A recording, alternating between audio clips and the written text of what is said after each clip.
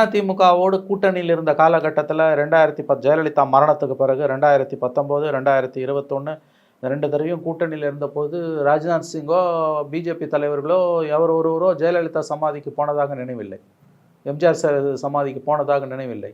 நேற்றுக்கு போய் கலைஞர் சமாதிலையும் அண்ணா சமாதிலையும் ராஜ்நாத் சிங் மலர் வளையம் வைத்து மரியாதை செலுத்துகிறாருன்னா அது வெறும் அரசு மரியாதை, அது வெறும் ஒரு நாகரிகம் என்று கடந்து போவது ரொம்ப அபத்தமான சிறுபிள்ளைத்தனமான பார்வை. அதில் ஒரு டீப் பாலிடிக்ஸ் இருக்க தான் செய்யுது.